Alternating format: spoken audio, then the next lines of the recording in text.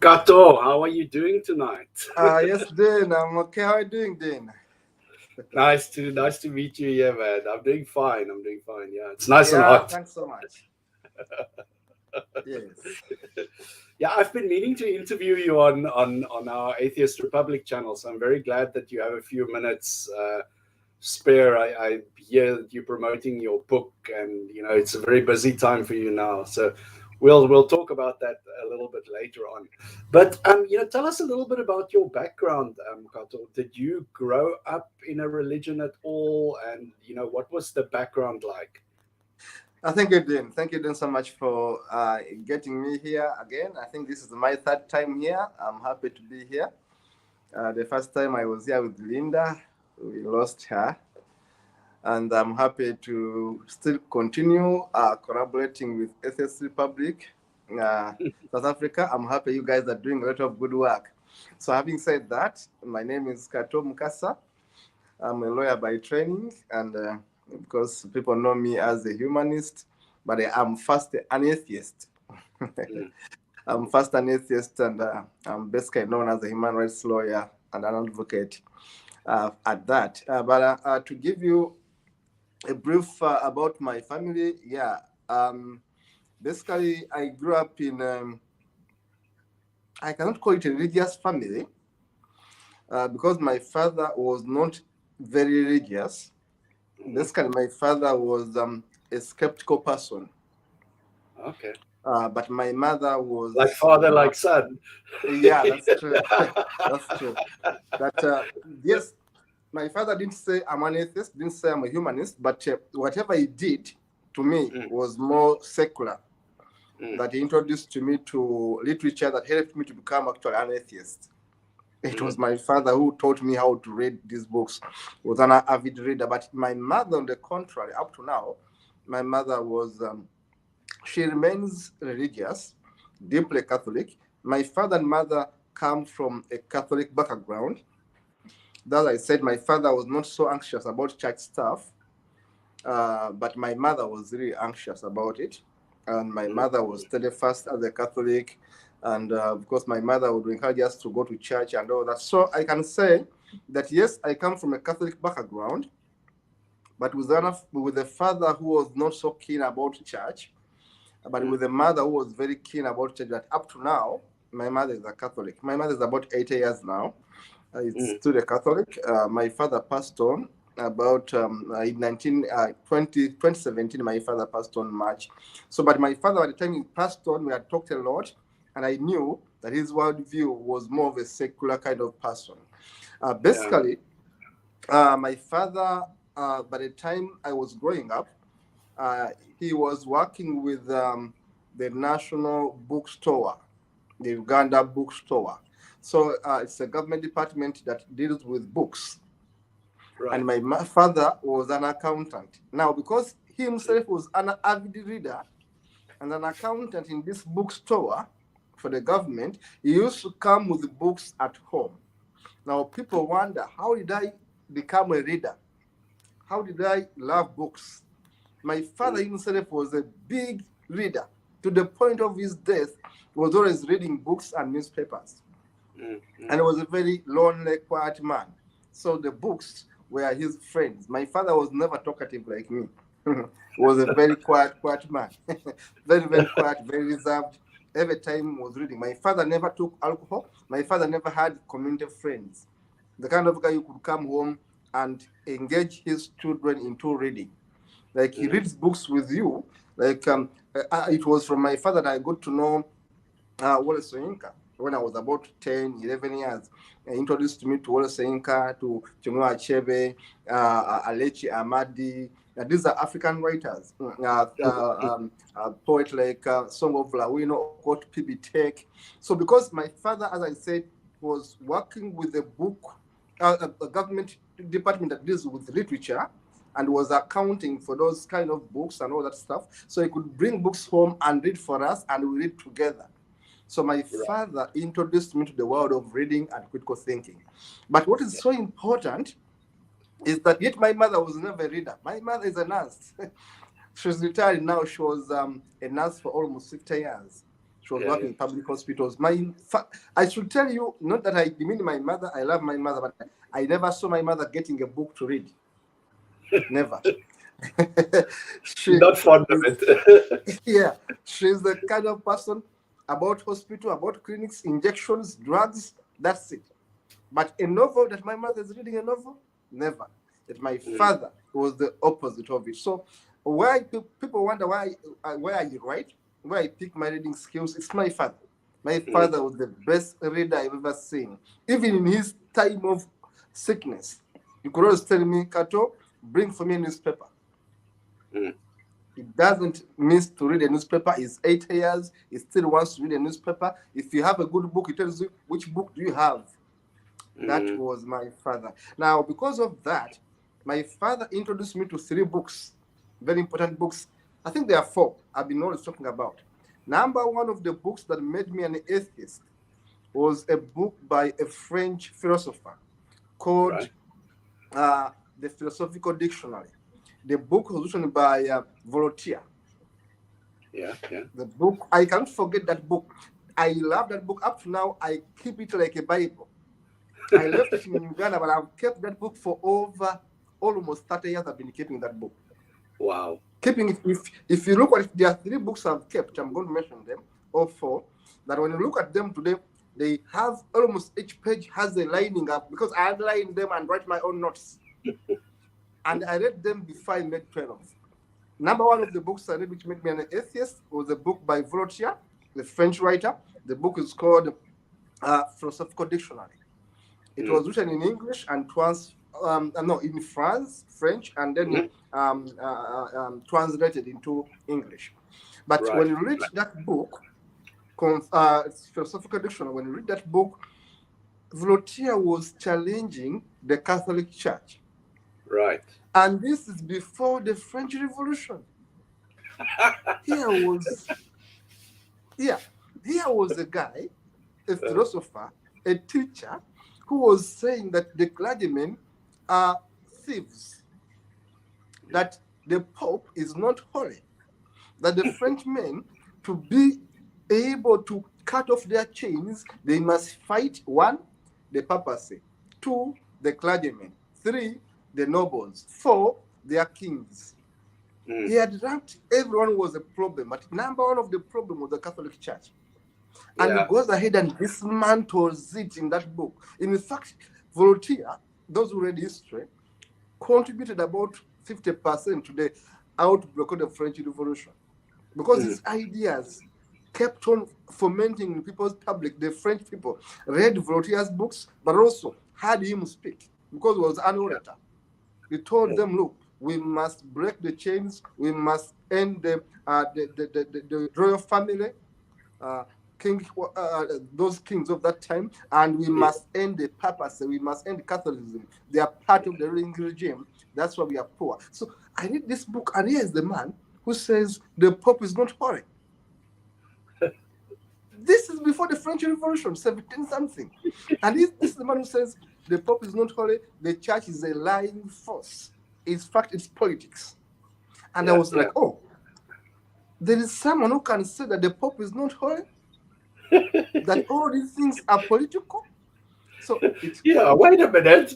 You're like so, my father Kato, do you remember there was somebody who once said humanity will not be free until the last priest is strangled with the entrails or something. Exactly. Those were French philosophers. Those were German philosophers. Let me tell you. Now, number one on my list has been a Frenchman. I always say this Frenchman's work touched me and made me an atheist. By 12 years, I refused to go back to church. My mother was insisting that I must go and become a priest.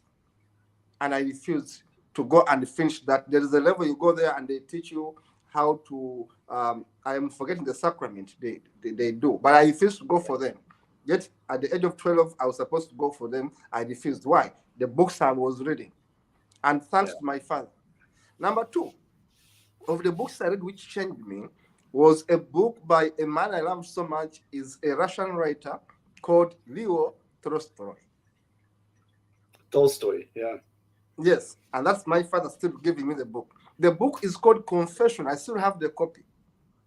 In fact, when people came to interview me from Canada, I think it was from Canada, I had to show them the collection of my books, and they took photos. I don't have them right here. They took photos of the books I read because I've been keeping them like a Bible. Now, the second book is called Confession. I've kept it for over 30 years.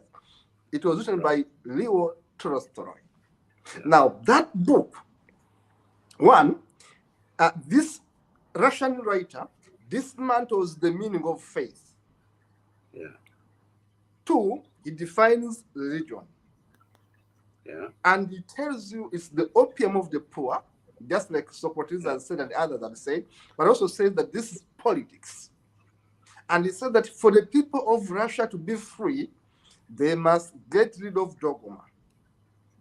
Then he goes ahead and defines what is blind faith. Anyone can read that book. The book is called Confession by Leo Tolstoy. That one book, added with Voltaire's philosophical dictionary, made me like, what's going on here? And the third book I read, for me, people changed me to become an atheist were Russians, were French people. The Americans were all about love. These English people were all about love. For them, they are very soft with love and all that. For me, guys who changed me were Russians and Germans. Yeah. Russians, Germans, and then the French guy I mentioned. Now, talking about German, how did the Germans change me? Who I loved among the Germans were two people, mostly two people. One was Karl Marx. Yeah. And by about 15 years, I read his book called Das Kapital. Yeah. Das Kapital. Now, I was barely in secondary school, but I had the book called Das Kapital thanks to my father. Now, I was introduced to Marxism. Yeah. Before I made 17, my father had introduced me to the theories of Marxists. I practically became a Marxist. If I showed you photos of me before I made 22, the clothes I was putting on, you will see a pure Marxist. Because I was a student of Max Weber, I was a student of Karl Marx, and I was a student of Friedrich Engels. So I read Marxism, and I love Germans, and I love Russians. Why? They are against policies of the West. And I don't care to talk about that. They have their own line of thinking. Number two, they are disagreeing with the religion, which the West is promoting. They are more secular, and they are more of non-religious. In fact, Karl Marx and Friedrich Engels, they are more of atheists, open in their writings. They are challenging these dogmas. Friedrich Engels, Karl Marx. Then another good guy who changed me was a man called, again, German guy called Friedrich Nietzsche. Yeah. And he writes a book called God is Dead. Yeah. No. When I read Germans made me stronger.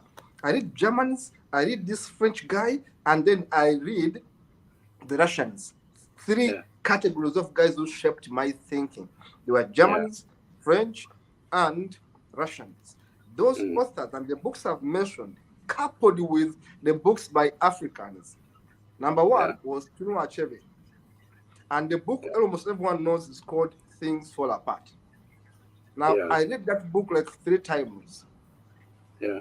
Then I read other books like Anti of the Savannah by Ngugi wa Thiong'o of Kenya. Then I read books of Wole Soyinka, that is Kongi's Harvest, some of the Brother Joel, and all those books. Now, I read so many books of literature, African writers. And then, of course, later on, I read the English writers like Shakespeare. Why? Because later on, because of my father, I ended up reading English literature as a subject for many years, for school, but also for home. But also after going to the university, my first year, 1999, I started to be a part-time teacher for survival. Yeah. Now, what was I teaching in secondary school as I was at university?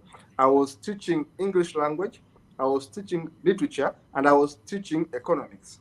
But literature made it for me because now the books I've mentioned of literature, including books of Shakespeare, Wallace Soyinka, Alechi Amadi, Sembane, Osman Sembane, the guy from Senegal, wrote so many good books which I read.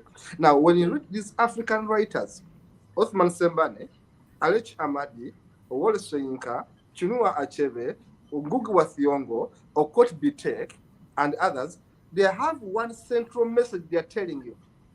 Yeah. That Africans have lost their identity. Yeah. Number two, that the religions they brought us divided us. Mm. So as a thinker, remember I have the background of the French teaching me their theories. The Germans have already influenced my thinking. I was already Marxist before I made it 20. Now the Germans have influenced me, the Russians have influenced me. Then I have these Africans also now teaching me that, look, we have been brainwashed. We are thinking so much about Western education than thinking about our own way of life. Yeah. So, but can I just before I forget to ask you this? Yes. In my opinion, I mean, this is a vast generalization to say this, but in my experience, the if you can call it the African mindset or the way that we think in Africa is socialist. It's more geared towards us as a community, whereas the identity that you get from a European perspective is more of an egocentric, personality-driven way of thinking. So when they brought religion to Africa, it eradicated a lot of those inherently socialist structures by creating this hierarchy of a church that goes down to a community. Is there any truth in that, or am I just under a misinterpretation? Yeah, you have the right interpretation there. Yeah, it's true. From what I've said, why did I love Marxism? Yeah. Why did I? And Marxism, not communism. People sometimes confuse it. Yeah. Now, no, it's not. It's not. Now, you are an African. African people are more of community-oriented. You see it in South Africa where you are. We are more of family. We are more of community. We are more of togetherness, And then when you bring in capitalism, people think I hate it, but I don't. I just criticize it. It brings in an individual element, individualism. Yet for us, you grow up where you can go to a neighbor's garden and pick a mango and eat. Because we are one, we are family. I don't need to be your brother to be your family. We are family. That's how Africans are. So the idea of the principle behind that here in South Africa, we call it Ubuntu, which means I am because we are. Exactly. And I've been saying it, that South Africa gave us humanism in a way, because Ubuntu is humanism. That's how we define humanism. When we want to localize it, we say Ubuntu, which is South African oriented, is the humanism basically. Because I am because you are. That is humanism. We put humanity at the center of everything. So that's the question I'm answering of you, that it resonates with my thinking. Back home in Uganda, it's the community. So when I read the African scholars, and now they are saying, like Achebe, Chinua Achebe in Things Fall Apart, there is a chapter where he brings this character who goes to England and gets confused. When he goes back home, he's lost. What does he do? He commits suicide because he can no longer fit in the society. So it was a way of saying, look, we have lost our roots. We have lost our roots. In fact, I should tell you, why did I drop my name? My Christian name is Paul. Right. The only person who calls it to me today is my mother, because she insists my name is Paul. And I said, that's okay. I have no problem with it. And also, guys, I went to school with in primary school. When I meet someone on the street, I say, Paul, I just know this must be knowing me so much. This must be knowing, because that's my name and I've kept it. It's my official name I have. But why I dropped it from my Facebook and all my open names? Because there was a desire when I was about 18 to have an identity that uses with people like to reclaim. I was asking, why does Chinua Achebe say I'm Chinua Achebe, I'm Wolo Sinka, I'm Alechi Amadi, I'm Gugu Wathiong? Why are they saying that? They are passing a message. They are saying, let us be proud of who we are. Yeah. Yes. So I want to listen to more of your questions. I may be forgetting some. Then I'll get back to it. I can listen to you forever, Kato. Don't worry about it. But it's you know, the thing that you mentioned here is that we have such a rich indigenous African culture, and then when the Europeans came, one of the devices that they used is they tried to wash all of that identity out of people. They gave them a new religion, a new identity, a new culture, a new way of dressing, a new way of speaking different language, and it's all in an effort to suppress that identity. And I see so many Africans are only now in the 21st century coming and reclaiming their identity and celebrating their identity. And I love to see that. You know, it's such a rich aspect to our culture and our humanity that it would be a real pity to see it, you know, whitewashed out of existence. But I digress. Yeah, you're right. Let's power through these, right? So your personal journey of deconversion from religion, you know, you described how you read these authors and they made such a big impact on you. Can you, you know, was there a specific factor or maybe an event that was the straw that broke the camel's back? You know, like what was the moment, the deciding moment where you decided, okay, I don't believe this anymore? I have it. Very good. Now, thank you for that question. Now, I will be cheating my grandfather if I don't bring him right now. Now, it's ironical, it's funny that the father of my mother, my mother, remember, is a Catholic, a practicing one. But the father of my mother was the opposite. When I was growing up, look, I have a father who's secular, but again, the father of my mother, my grandfather, my maternal grandfather, changed my timing and my thinking. So when you ask me to that particular event, it was my grandfather. What happened is that I think because my mother wanted to cut costs, we are 8 in my family, 4 boys, 4 girls. Yeah. Now to cut costs, my mother used to send us to her father during holidays to go and help him dig his farms. He had a big farm. He was a fairly wealthy man. Now we would go there, and the father of my mother, my grandfather had lost my grandmother. He didn't want to marry, so the lonely man, and he would make us cook. Like there's a schedule. Kato cooks today, Waswa cooks tomorrow, Jacqueline cooks the other day. So whoever goes there is the cook now. We have a schedule, and you work in his gardens almost like slaves, but he pays us a little of the way. In other words, he's a very strict man. This is the guy who wakes you up at 5 to go in the garden. By 6, at 5, he comes to everybody and says, out of my house, go. We are going to work. And he goes to work with you. Now, and it's so strict. But what's so funny, my grandfather, his house was just a stone throw away from a church. You know, churches in Africa, you're an African, churches are built on hills, you know, on hills. Now, my grandfather's house is below the hill, and the church is just on the hill.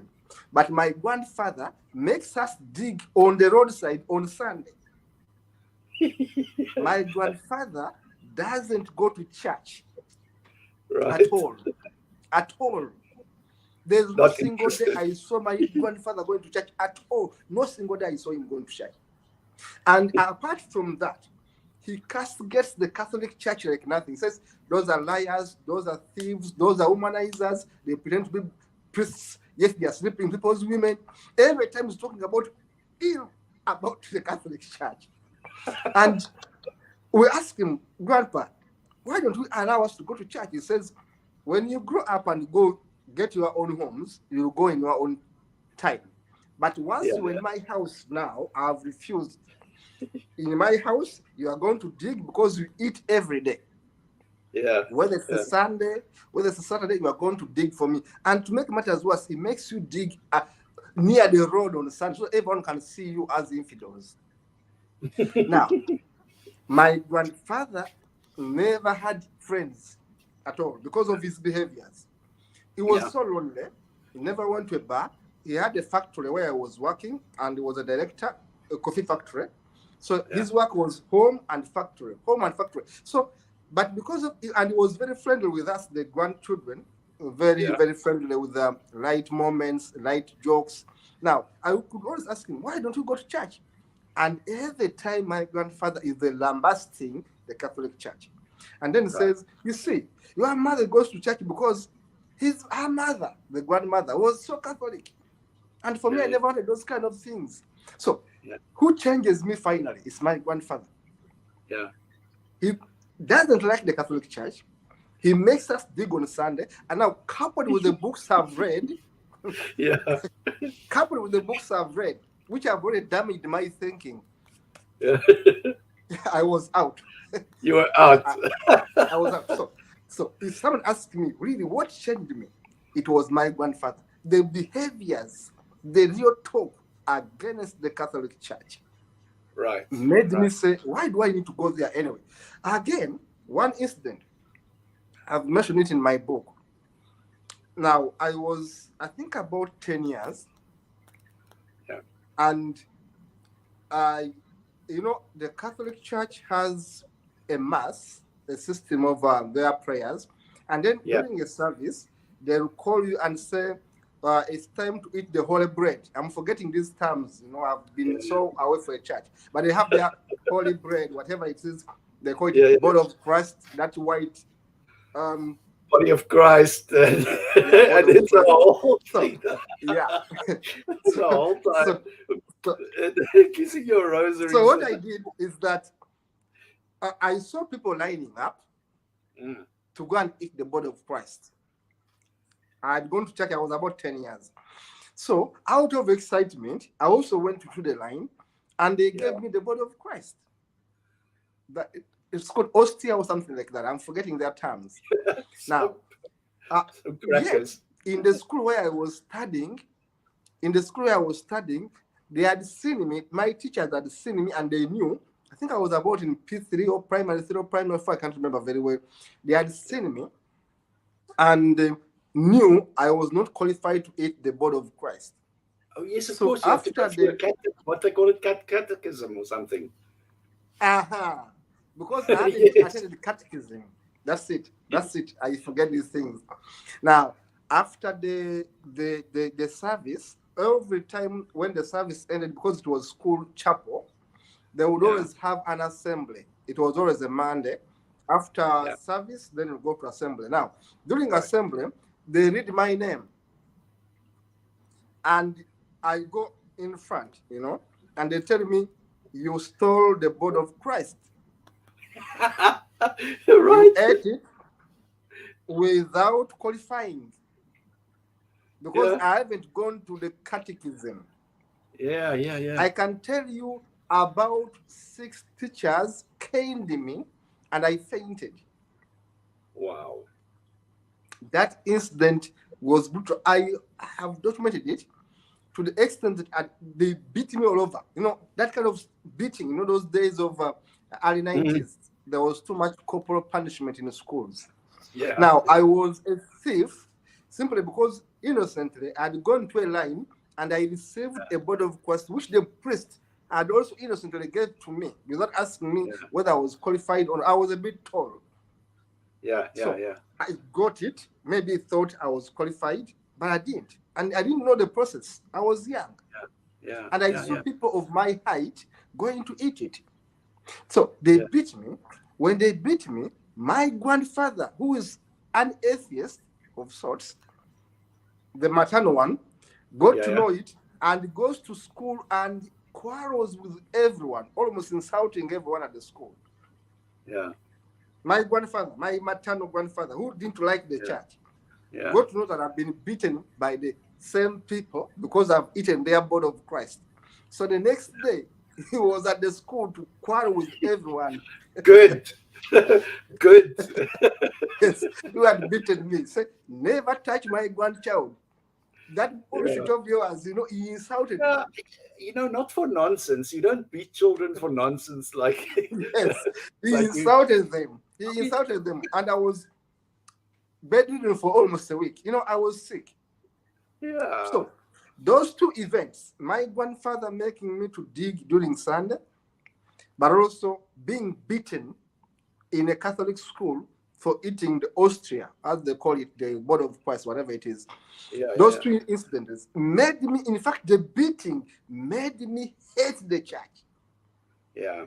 The beating, like I was a thief, and I was innocent. I was young. I didn't know whether I have to go for a certain teaching. You call it what? You call it a good name. Catechism, Yeah, the catechism. Honestly, it's bad to hate, but I hated the Catholic Church so bad. Yeah. That when I read these books, coupled with my hating, I was like, to hell, I will never be a Catholic. Yeah, yeah. This is a funny thing, Kato. What happens is the church they have this idea that if they turn you into a submissive, obedient, follower of the religion, that you are just going to jump in line and believe everything that they say. But they forget that, we are like elephants. We don't forget. These things leave an imprint somewhere on your mind, and it might not come up today. But what happens is people become very resentful. I resented having to wake up early on Sunday mornings. I wasn't working, and I resented that that I had to wake up to go to church for all this nonsense. I just couldn't. Yeah, you are right. Leaving your bed on Sunday is very tiresome. It's very tough. Yeah. Well, that's it's always there's a family member or somebody that has an influence and that teaches us about just a different way to think, because everybody's like sheep. They're like sheep. You just chase them and they will follow. They'll all walk in a line. Exactly, that's true. They will all walk in a line, even though there's a massive open field. They will all walk one behind the other, following one another. And there are those few people. We are fortunate when we meet them in our lives, and it's even better if they're family members, because they instill in us this desire to think about things and to see reality for what it is. Because the way that the human brain is working, it was developing on the savannas when we were running away from lions and trying not to get caught. Survival for the fittest. Yeah, we're very suspicious. We're very suspicious. We don't trust things. We like to do things that feel comfortable. We don't like to struggle too much. So it's understandable that religion has taken such a big hold of us. But I wanted to to talk to you a little bit about activism, because I know that you are an activist by heart. Like I've seen some of the work that you do, some of the books that you write, the organizations that you're involved with. Tell us a little bit about the kind of activism that you do, and if you have one project or something that you want to highlight and just tell us about, that'll be great.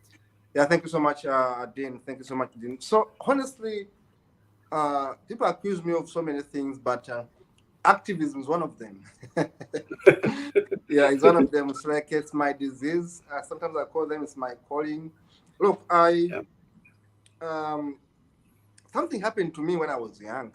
It happened to my family. I think I was about 13. And my sister, maybe I was about 11. And our firstborn was about 16. Right. When she got pregnant. Right. And the man who made her pregnant was maybe 20 years ahead of her. And this man had other women. So the man was too big, my sister was too young, and the man, because he was rich, was a bully, and my father was away. My father had been transferred in northern part of Uganda, so my mother was now a single mother in a way. So the children were, my mother had become the father and mother because my father had been transferred so far away. So men, or this man, takes advantage of our firstborn and makes her pregnant. And apart from that, mistreats my mother, like disrespects my family. And my sister is young. You can imagine, about 10 years, your sister is about 16 years. She's pregnant, she's out of school. She was just in secondary 3, level 3. And there's a lot of unfairness to her. And the man has already more than 2 women who are official. And there's nothing done to this man. And I'm watching. I'm too young, but I think it's not right.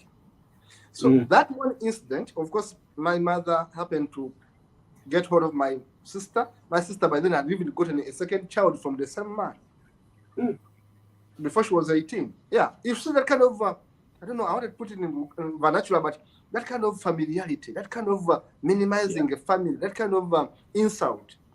Yeah. Now, my mother had to stand her ground and take my sister back, and then keeps the children, 2 daughters who are big now. One is an IT expert in Canada. Another one is a lawyer in Kenya. The 2 girls I'm talking about. So my mother took them and became their father and their mother, and took my sister back to school. Right. In a place very far away from our region. And my sister later on graduated as a journalist, our firstborn. But that story alone made me think about my purpose when I was very young. I wanted to fight injustices. People don't know where my activism comes from. It comes from that one incident where my sister was made pregnant by a man who was over 20 years older, and a man who respected our family because he had money, and my mother was simply a woman. And no one was there to defend us. Everyone was corrupt. There was no one to help us.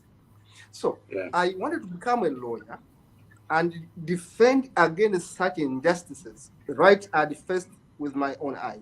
So I went to law school basically to be a human rights lawyer. And when I was growing up, I realized that there was a lot of injustice or injustice, cruelty against women. Because in my kind of country, the setting was that a man would have like 5 women, 4 women. Muslims, when I was growing up, and I always say this without bias, many of my friends are Muslims, but there are many Muslim girls. That sounds like a lot of hard work, 4 or 5 women. Yes, there was a lot of, when I was growing up, many friends of mine who came from Muslim families never completed the studies. I remember girls who were forced to marry at the age of 13, 12, girls who I knew. Like, you are young, you have a girlfriend who's maybe 13 years, and then tomorrow you hear she's married. Why? Islam says once a girl menstruates, she's ready for marriage. I'm talking about 80s and 90s. I was born in the 70s. So you can imagine the injustices I saw. Now, I realized that unless someone speaks up, or there's a combination of people who can speak up, these things won't change. The other thing which made me become an activist was basically the treatment of homosexuals. Right. And today, it's the project I promote so much. Right. Why? I grew up in a society where I went to school with girl boys and boy girls. Some of them call them tomboys. I had friends at school, boys who behaved like girls. Yeah. And I had girls who behaved like boys. So in hindsight, when I look back, I say, but I used to see Joan behaving like this. I used to see Michael behaving like this. And we were young, but he was a bit different from us. And no one had taught him about these kind of things.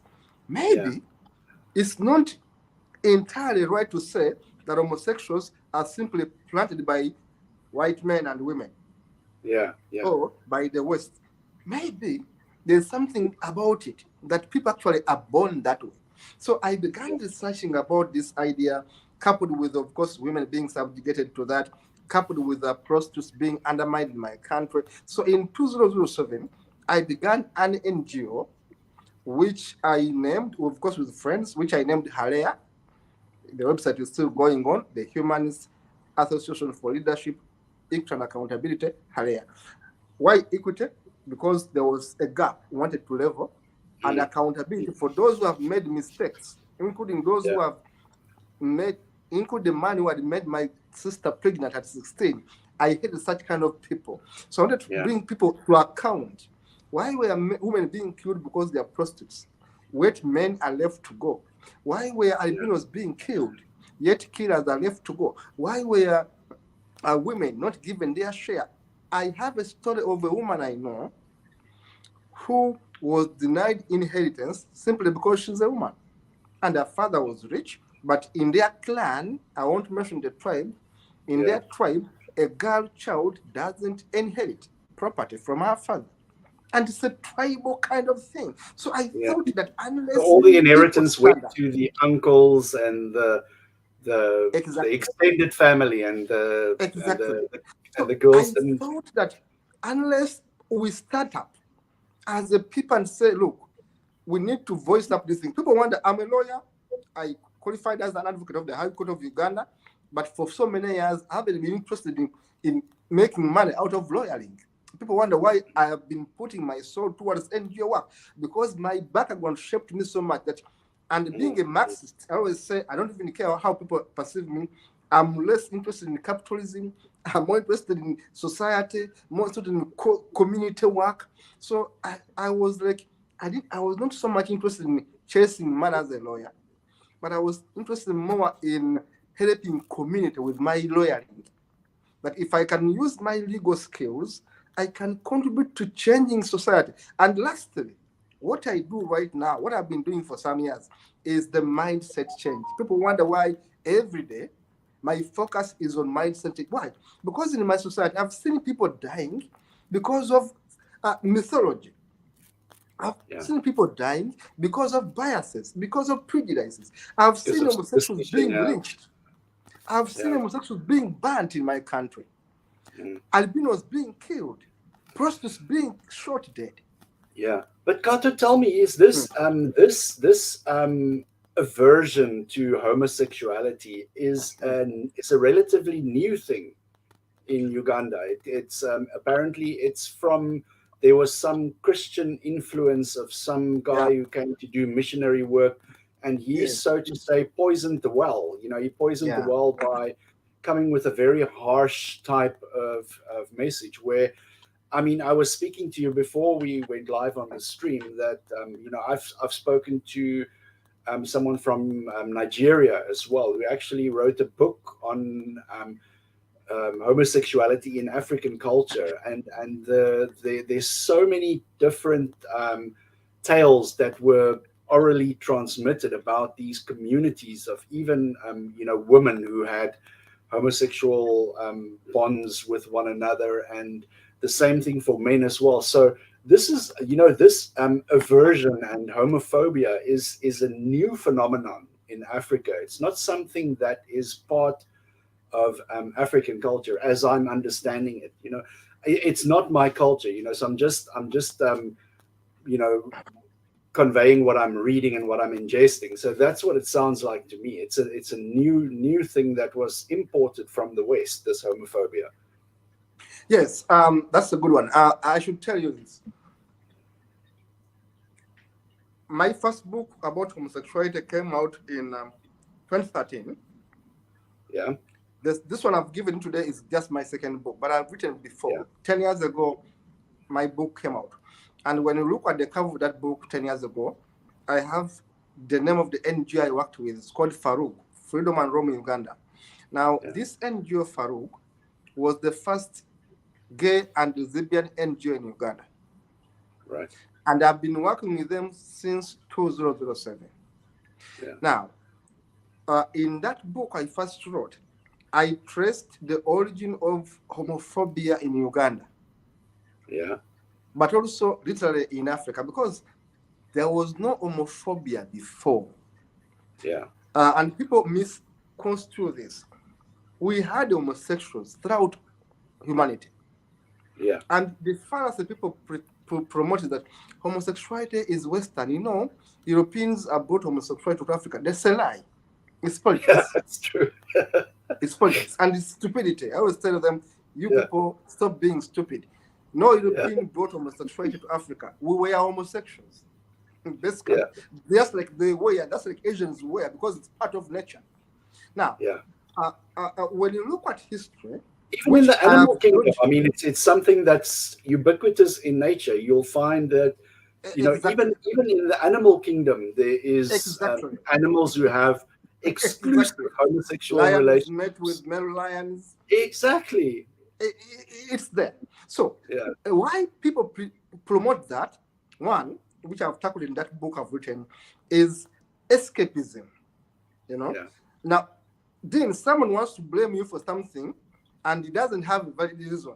So he's going to say, that Dean guy brought homosexuality here. In fact, he's giving money to the homosexuals. He's a homosexual. For me, I've been labeled a homosexual personally so many times, and I laugh at them. Why? Because by defending them, they think you cannot defend them without being part of them. Without being part of it, You must be very hopeless.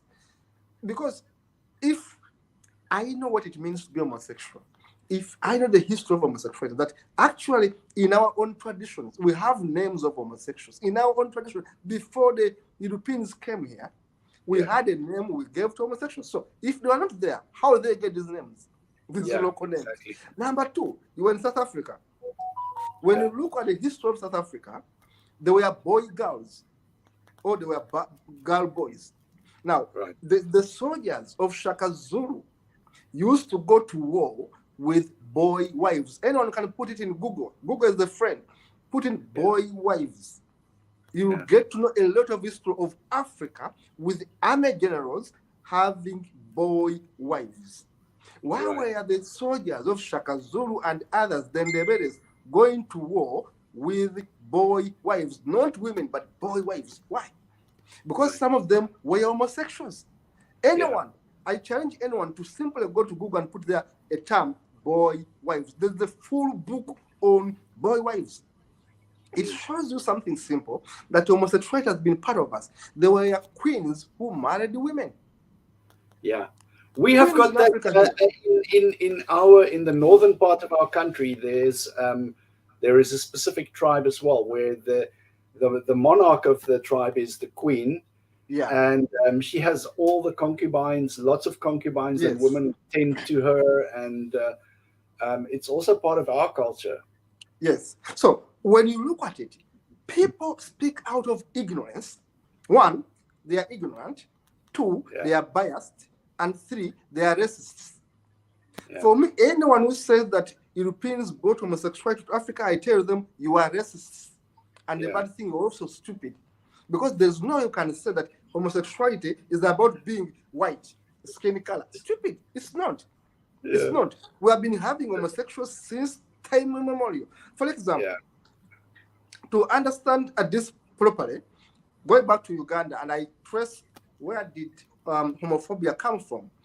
There were pastors who came from America. Yeah. And it was about 2005, around there. Yeah. These pastors, one of them was called Scott Linger, something like that, came with his wife and a team of pastors from America, the evangelicals. They went to the First Lady of Uganda, because the First Lady of Uganda pretends to be a Christian.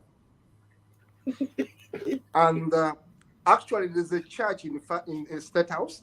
The first daughter of Uganda pretends to be a pastor. So you have a first lady who pretends to be a Christian every time. Do you know that in Uganda you have a national day of prayers? Very obvious. Why does everybody just pray the whole day? Now, when the people are facing floods, they say, let us have a national day of prayers. When the people are facing famine, let us have a national day of prayers. When there's too much corruption, let us have a national day of prayers. Now you can imagine thieves praying for themselves to be saved by their own God. Now, save me from my own God. They are going to save them. Thieves in Uganda. Now, these thieves, first of all, they are racists. They say that Europeans have brought homosexuality in Uganda, which is wrong, but they are using it as a scapegoat because this Scott Langley, this guy, American guy, came and told them, first of all, went to State House to convince the president, look, America has an agenda to destroy Africa. About 2005, this American guy, this European, this Caucasian guy comes to Africa, comes to Uganda, tells the president and his first family, look, America has an agenda to destroy Africa by introducing gayism so that they can be able to control their population, so that they can be able not to produce children, and they are going to take over your land. That is the theory. This pastor brings it. He doesn't stop there. He goes to the parliament of Uganda and gambles with them with the same nonsensical message. Americans, Europeans are against black people. They want to take over their land. They want to control their population. Stupidity.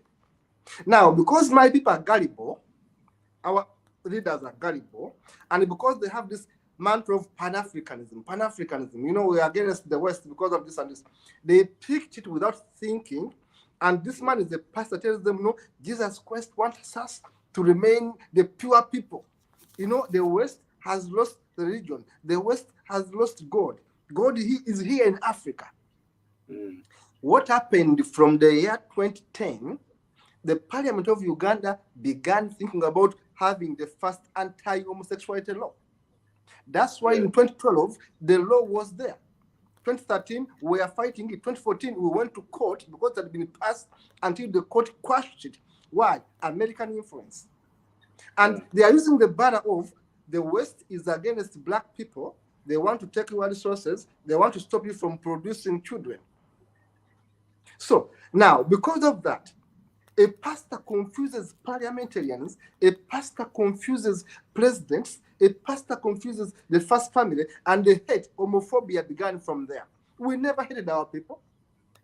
Homophobia began from there. They went to Kenya, the same thing. If I tell you about Kenya today, President William Ruto of Kenya is a homophobic president and is a pastor president. His wife has a church within the State House, and his wife has made sure that homosexuals are persecuted in Kenya. The wife of the president, the first wife, they call them first ladies. Now you can see that politicians, basically in the book I'm arguing, that politicians use homosexuality as a scapegoat.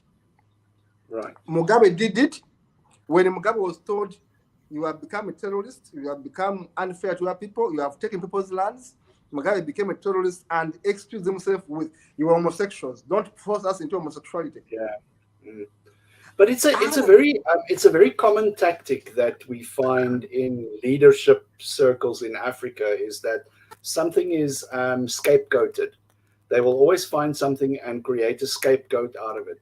Like in Mugabe's case, it was the white farmers were the scapegoats, and in Uganda now something goes wrong, it's the homosexuals. If something goes wrong in Kenya, it's X or Y, in South Africa, it's witchcraft. And Nigeria and Ghana, the same story. Yeah. They love witchcraft. It's funny. And people always come to me as an atheist and say to me, like, aren't you afraid of witchcraft? And I say, you know who believes in witchcraft? Christians. It's very strange. Sorry, I interrupted you. No, it's okay. But basically, the point we are making here together with you is that in Africa, we are full of excuses. Yeah. And this is what I was arguing, that until we realize that these problems are part of us and we must get serious solutions, we won't move forward. Look, in Uganda, the excuse is homosexuality. Yeah. They will say, you see, Europeans are promoting homosexuality because they hate us. Now, they become even racists Yeah. And they are using the banner of homosexuality. But at the same time, you have a leadership of thieves, a dean of thieves, a parliament of thieves. Now, me, when I talk about It's the same year. Uganda, It's the same year. South Africa is our disease. It's our disease. Now, until we Africans accept and say, look, we have our own mistakes. Yeah. Let us own them. Let us face them. Let us not blame everyone for our own mistakes. Yeah. That we have to face the problem of leadership. Mhm. We must accept that our governments, our people, we are corrupt in a way. We must fix ourselves. We must stop blaming others for whatever happens to us. Until we Africans realize this, we shall not move forward. The only thing I want to talk about before I forget is the issue of religion. How does the religion affect us? Because you asked among the questions you sent me, how does the religion affect us? And why does it annoy me? Number one, when I was growing up, I should tell you, no one taught me about evolution. No one.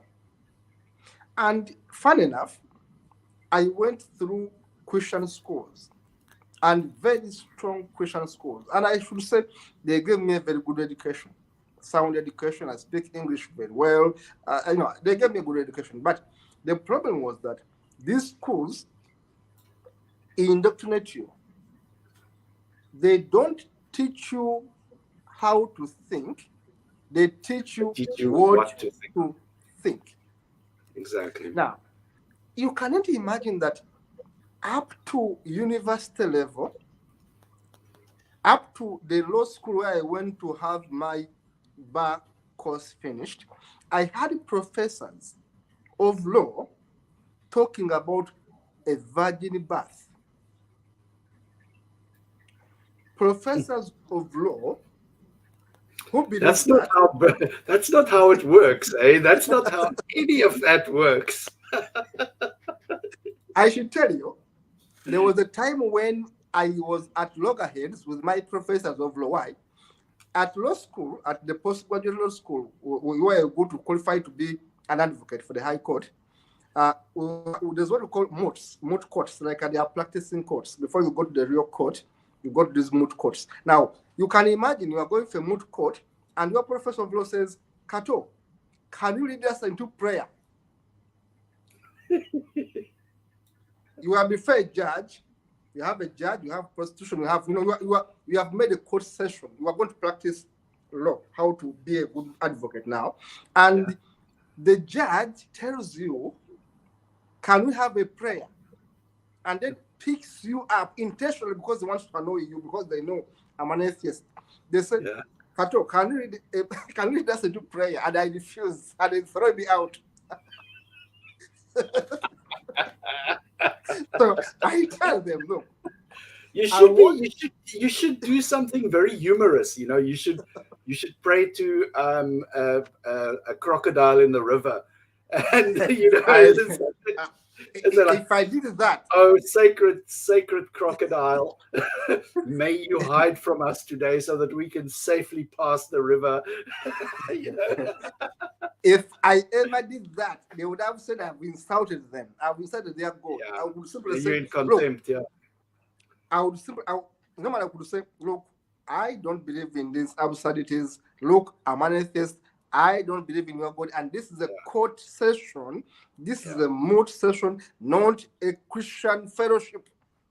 Yeah. And then when I say that, the Constitution of Uganda, is it secular or does it have a religious flavor?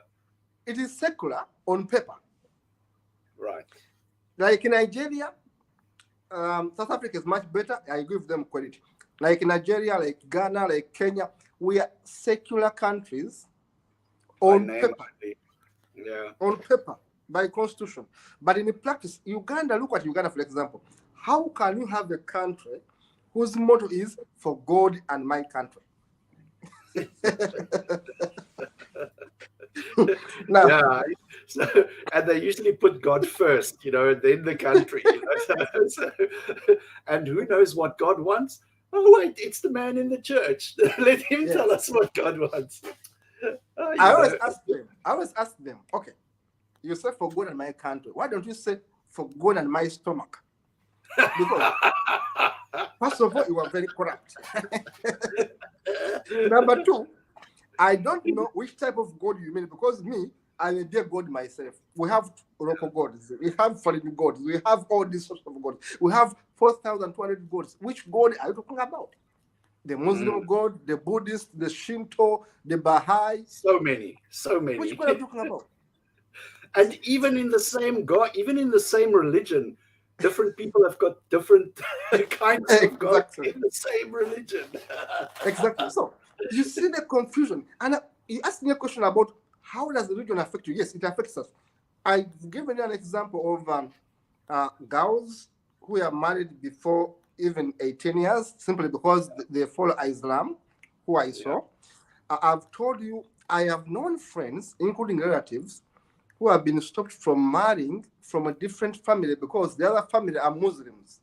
Yeah. Or the wrong kind of Christian. Yes. And someone says, if you dare marry Muslim, you will face me. I will discommunicate you. I mean, I will excommunicate you from the family. I will chase you out. If you dare marry an infidel, you can't imagine. I grew up in an era where someone called me an infidel because they thought I was a Catholic. That's crazy. It's crazy. And this is a Muslim who calls me an infidel because infidel means a non-believer. I'm dirty because I eat pork. You know? But you can imagine that all of us are Ugandans, but some people think that they are more holy because they don't eat pork. And for us, the pork eaters are dirty. Yeah. Now, these are things which people may take for granted, but they are serious. Another thing which is so important in Uganda is funny. Political parties have been aligned alongside the religious factions. Right. It's dangerous. Yeah. The first party is Democratic Party. Yeah. We used to call it Dinia Papa, which means the party of the Catholics, the party of the Pope. Completely Catholics. Now, as a family, as a man who grew up in a Catholic family, I'm supposed to vote for DP, Democratic Party. Yeah. And I should tell you, when I first voted in 1996, I voted for DP because my mother was telling me, we are DP. For us, we are DP. We are DP. Yeah. Why? DP means Catholicism. You know, it's funny. We also here in South Africa, we have the same thing happening where there's even a party called the ACDP, the African Christian Democratic Party. They're shy, you know, because Jesus is very good marketing. It's very good marketing when you put religion, you know, with your brand, because immediately people think, oh, they're a Christian party. They must be good. They must have good morals, good standings. They will be a good choice to vote for because I think like a Christian, you know, and you know they can't go wrong. And meanwhile, back at home, you'll find them that they corrupt, you know, just like everybody. I should say, to add on one point, I think religious people are more corrupt than non-religious people.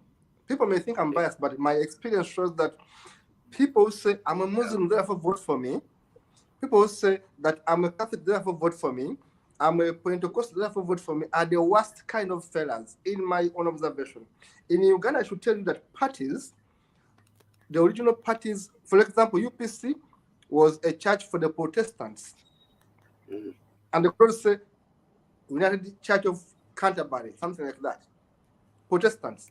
Now, in Uganda, we have a church, we have a party for Muslims. It's called JEMA, where the leader, who is my Obian friend, is a Muslim and is the guy behind the drafting of the Anti Homosexuality Law. He's in the parliament, is a Muslim, and leads a Muslim-led party, a Muslim-formed party, JEMA. They are watching me now. So my OB, my friend, who is in parliament, is the man behind the anti-homosexuality law. I've put him in my book. It's called Basari. Yeah. And I said, you betrayed us. You betrayed us because you went to law school to learn how to be fair. How do you turn around, you a person in opposition, to turn around and sleep in the same bed with the dictator Museveni to help him have a law which is blessed by members of the opposition. How dare you, Basaria, do that?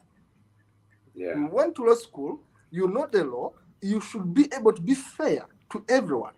But why are they so biased? Because Basaria is a Muslim, Asman Basaria, and is leading a Muslim-led party. Now, if he doesn't support the anti-homosexuality law, people won't vote for him. Yeah. And finally, I should tell you this, Dean, I should tell you this, that I've been saying this, but I'm thinking it's the right time for atheists and humanists and secular people to start political parties. You think so? Whether they win or not, it's a different business. Yeah. But it's about visibility. But the ideas of taking these views to the people on a rally is important. I know the winning may be so hard, but people need to hear an alternative view. It has been my wish. People need to hear someone who speaks and say homosexuality is not a sin. Yeah. Prostitutes are people too. Abortion is a human right. People need to hear that voice. Thousands of them on a rally. They may not give you a vote, but they are thinking. Yeah. So it's true. I think that's the you know what, to have these conversations and just to have these conversations on a public platform is such an important thing to do. You know, we don't think of ourselves as activists, you know, because we have this image in our mind of an activist as somebody that's chaining themselves to a bulldozer that wants to take down the forest, or maybe someone that's on a Greenpeace boat looking for whale hunters. You know, activists are regular people like you and me. It's just people who make their voices heard, and you know, especially in the face of injustice. Because I think as atheists, you know, when we see an injustice, I don't know, there's something inside of me just that, you know, I think it's, you know, somebody once said to me, yeah, it's because you don't have God and Jesus in your life. So when you see something like that, you are crying for justice. You want the justice. But Kato, I want to be mindful of your time as well. I know you're traveling and everything, and I want to be mindful of our viewers' time as well. I wanted to show everybody, you guys run a YouTube channel called Humanist TV. Let me just quickly share my screen here so everybody can take a look. There it is there. And I mean, I had a look at some of the programs and the conversations that you guys have. It's really, really amazing content, and it is Africa centered. You know, it's conversations that relate to African people, to our culture, to our identity, and you know, topics and interviews with interesting people. I can really recommend it. So just in closing, Kato, I know I can talk to you for about another 2 hours, I'm sure. That's true. Yeah. But in closing, won't you tell us where people can find you on social media if anybody wants to connect with you? Yeah, thank you, Dean. Thank you, very much. There's a person called Bolelang. Bolelang, yeah. Like sorry if I didn't mention the name very well. Africans, we have very tough names. Our names can be very tough. But Bolelang, you're asking us how do we work together as African humans. I think by getting to know these channels like Atheist Republic, reach out to them. If you hear about Humanist TV Africa, reach out to them. We can work together. We can host you for an interview. You can get to know more other Africans as humanists. I can tell you, Dean, I have hundreds of humanists I know in Africa. I have about 50 NGOs I know in Africa. I was the chair of Africa for about 5 years. So I know most of these African countries. I've gone there. So if you want to work with them, simply contact me. You want to go to Rwanda, I'll tell you who to contact. You want to go to Kenya, Tanzania, Ethiopia, I've been there. I've been in these countries as a chair for Africa. So you want to work with them, you simply tell me. But of course, we have a network. You just let me know which country do you want to work with, which WhatsApp group do you want to join. I can help you with that. Now, if you want to find me, for now, I'm promoting a TV called Humanist TV Africa. I want to encourage everyone to please subscribe to Humanist TV Africa. Look up that link, Humanist TV Africa. please subscribe. And if you want us to invite you for a talk show, for anything you want us to share with you, we shall invite you. And Dean, I can always come here. My colleagues can always come here. We can always work as partners because we should support each other. That's the only way we are going to build Africa. That's the only way we are going to build humanism. Because why do I say Africa? Europe is ahead of us. We want it or not, they're ahead of us. Asia is ahead of us. We are almost lagging behind. That's why we are saying Africa, Africa, Africa, because we are lagging behind. We are so superstitious. We are fighting useless wars. We are so much into dogma. It's time to think critically. That's why I'm here, Dean. That's why I spend so much time talking about humanism, talking about secularism, talking about atheism, because to me, once we change the mindset of our people, Africa is going to progress. Dean, I want to thank you so much for this opportunity, and I should say, anytime you want to let me know, to let me be here, just let me know a few days in advance, and I will be able to make it. Amazing, amazing. Yeah. I want to thank you so much for your time. Good luck in promoting your book and everything. So I want you to also please just send me details of your book so that I can put it in the description of the video that we are having up today. And keep fighting the good fight, Kato. You know, it does my heart is beating very, very strongly today when I see people are being activists and speaking up against injustice. You know, and we need more of that. And it's only by making ourselves visible, and taking that risk of being the one that stands up. You know, it's never comfortable to be, if you're in a crowd of people and you are the only one standing up, it's never comfortable. But I find that all our humanist and atheist friends here in Africa, they have got courage. They've got a lot of courage, and they stand up and they speak against injustice. So I want to commend you for that. And again, thank you so much for spending your Sunday evening with us. You could have been sitting in church, It's better to be here. I better be here than going to church and be deceived and lied to. Amazing. Thank you so much, Kato. Thank you so much, Dean. See you again. Thank you so much. Bye-bye.